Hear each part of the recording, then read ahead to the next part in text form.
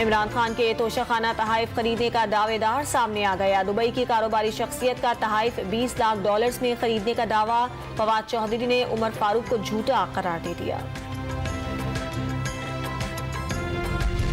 सखर में रोहड़ी के करीब मालगाड़ी की 5 वैगनें पटरी से उतर गईं। डाउन ट्रैक पर ट्रेनों की आमदोरफ्त मुअत्तल। रेलवे लाइन को भी नुकसान पहुंचा।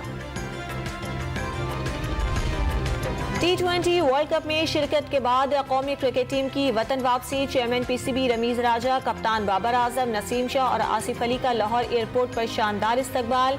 फजा पाकिस्तान जिंदाबाद के नारों से गूंज उठी। हुकूमत का मुसलसल तीसरी बार पेट्रोलियम मसनूआत की कीमतें बरकरार रखने का ऐलान। 30 नवंबर तक पेट्रोल ₹224.80, हाई स्पीड डीजल ₹235.30, मट्टी का तेल ₹191.83 और लाइट डीजल ₹186.50 फी लीटर ही मिलेगा।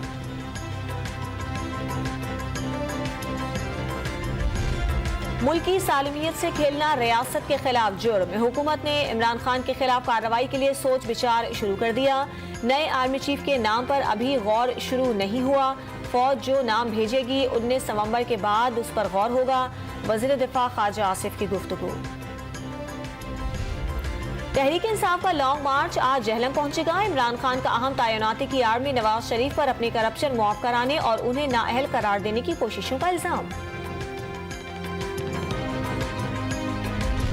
कराची में 4 रोजा आलमी दिफाई नुमाइश का दूसरा रोज। 64 ममालिक अपनी मसनूआत के साथ शरीक। 51 मुल्कों के 285 वफूद भी नुमाइश का हिस्सा।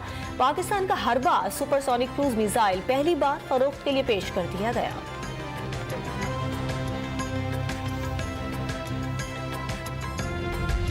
पेशावर यूनिवर्सिटी में यूनियन से मुतालिक मुबाहिसा। खैबर पख्तूनख्वा हुकूमत और अपोजिशन का तालीमी इदारों में तलबा यूनियन पर जोर।